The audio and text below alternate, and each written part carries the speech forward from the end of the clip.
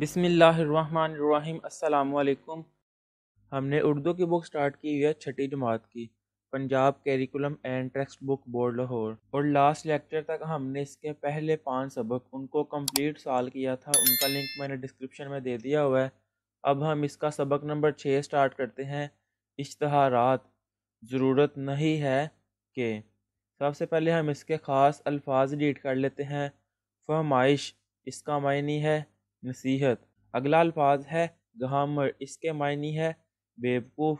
اس سے اگلا الفاظ ہے فوارہ، اس کا معنی ہے کدال۔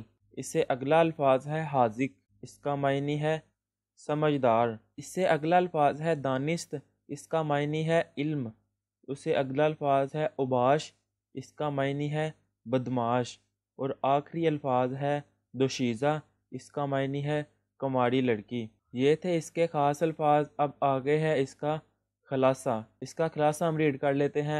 مضمون نگار کہتا ہے کہ ایک بزرگ اپنے نوکر کو نصیحت کر رہے تھے کہ تم بالکل بے عقل انسان ہو۔ میر صاحب کے نوکر کو دیکھو، اتنا عقل مند اور سیانہ ہے کہ میر صاحب نے ایک مرتبہ بازار سے بجلی کا بلب منگوایا تو وہ اس کے ساتھ ہی ایک بوتل مٹی کے تیل کی اور 2 موم بتیاں بھی لے آیا کہ بلب فیوز ہو جائے تو لالٹین سے کام چل سکتا ہے، اس کی چمنی ٹوٹ جائے یا بتی ختم ہو جائے تو موم بتی روشن کی جا سکتی ہے۔ تم کو ٹیکسی لینے بھیجا تھا، تم آدھے گھنٹے بعد ہاتھ لٹکاتے آ گئے، کہا کہ جی ٹیکسی تو ملتی نہیں، موٹر رکشہ کہتے ہیں تو لیتا ہوں۔ میر صاحب کا نوکر ہوتا تو موٹر رکشہ لے کے آیا ہوتا تاکہ دوبارہ جانے کی ضرورت ہی نہ پڑتی۔ نوکر بہت شرمندہ ہوا اور آقا کی بات پلے باندھ لی۔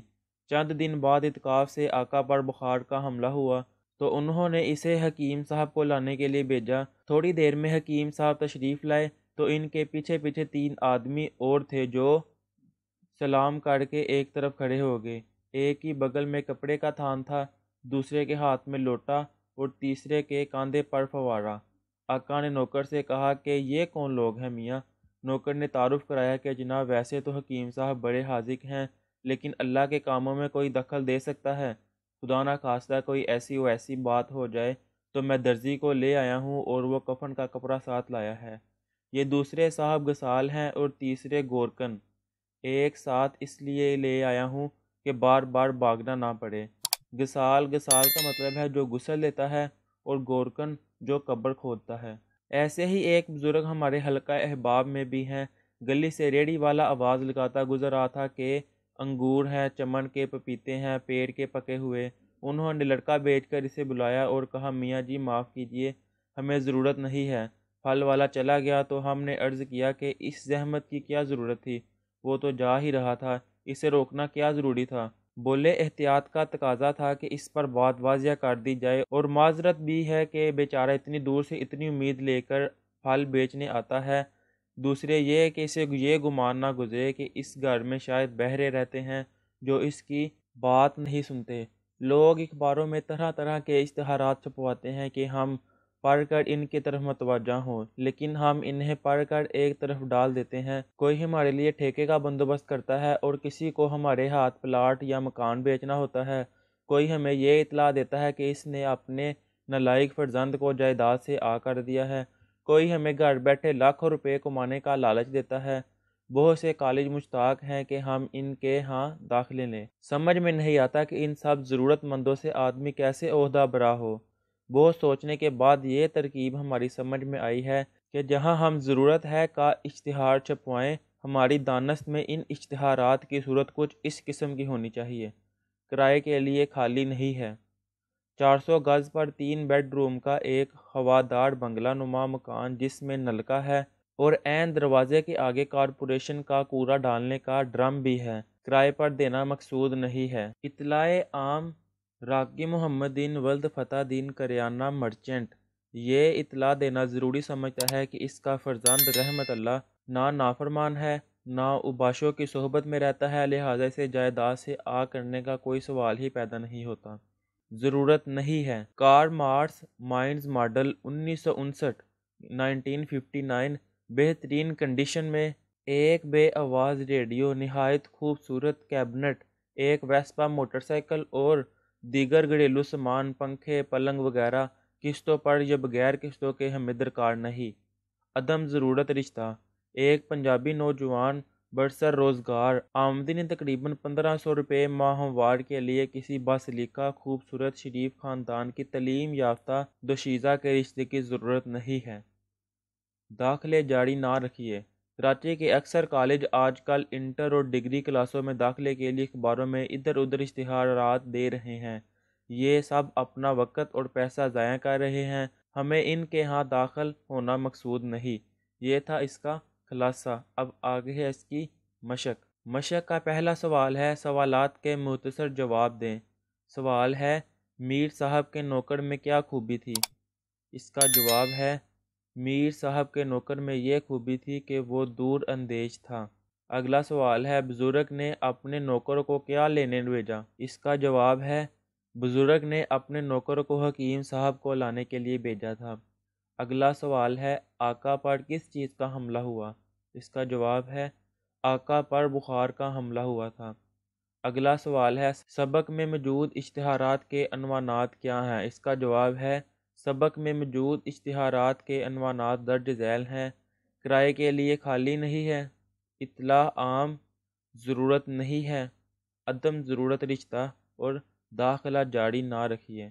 اگلا سوال ہے، اطلاع عام میں کریانہ مرچنٹ کا نام کیا تھا؟ اس کا جواب ہے، اطلاع عام میں کریانہ مرچنٹ کا نام محمد دین ولد فتح دین تھا۔ اگلا سوال ہے، عدم ضرورت رشتہ کا کیا مطلب ہے؟ اس کا جواب ہے، عدم ضرورت رشتہ کا مطلب ہے رشتہ کی ضرورت نہیں ہے۔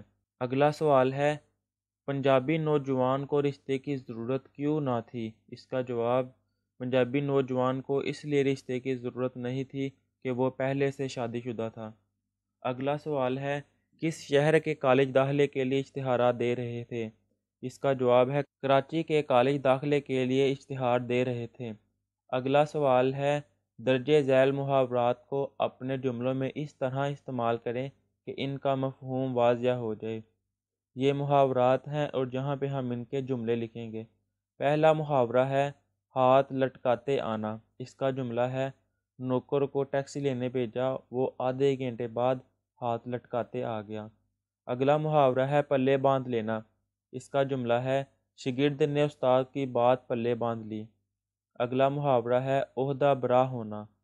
میں اپنے فرائض سے عہدہ برا ہونے کی پوری کوشش کروں گا۔ اور آخری محاورہ ہے، سوال پیدا ہونا۔ اس کا جملہ ہے، سوال ہی پیدا نہیں ہوتا کہ مومن مغلوب ہو جائے۔ یہ تھے اس کے جملے۔ اب اگلا سوال ہے، گورکن اور گسال کیا کام کرتے ہیں؟ اس کا جواب ہے، گورکن مرنے والے کے لیے قبر کھودتا ہے اور گسال مردے کو غسل دیتا ہے۔ اگلا سوال ہے، درست جواب کی نشاندہی ٹک سے کریں۔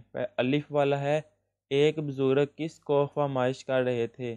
بیٹے کو، پوتے کو، نوکرانی کو، نوکر کو؟ نوکر کو۔ بے والا ہے، میر صاحب نے بازار سے کیا منگوایا تھا؟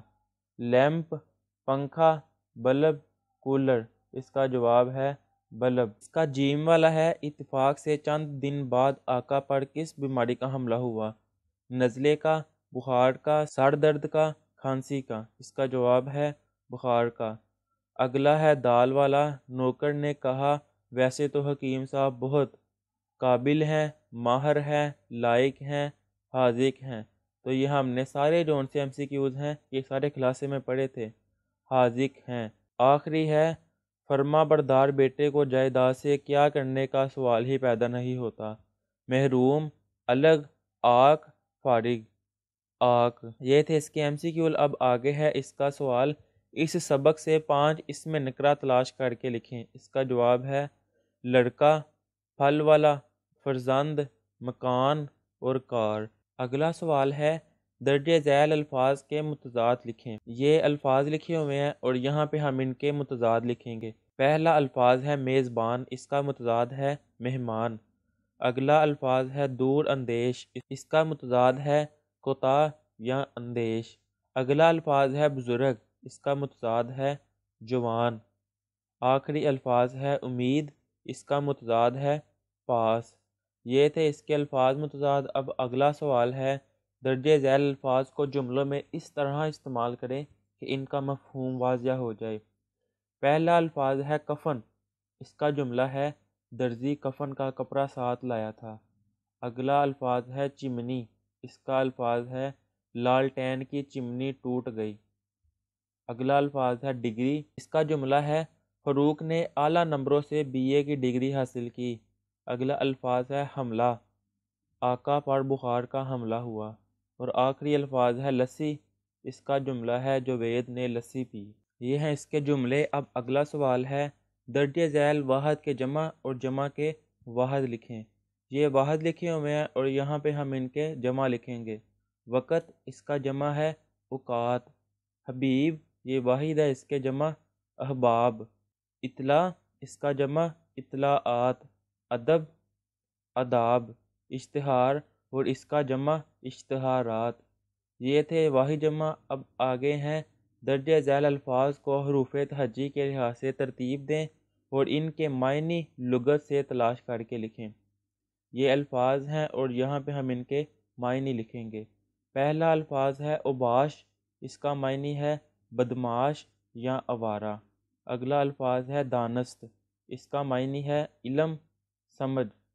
اگلا الفاظ ہے دوشیزہ، اس کا معنی ہے کماری لڑکی۔ اگلا الفاظ ہے فہمائش، اس کا معنی ہے تلقین یا نصیحت۔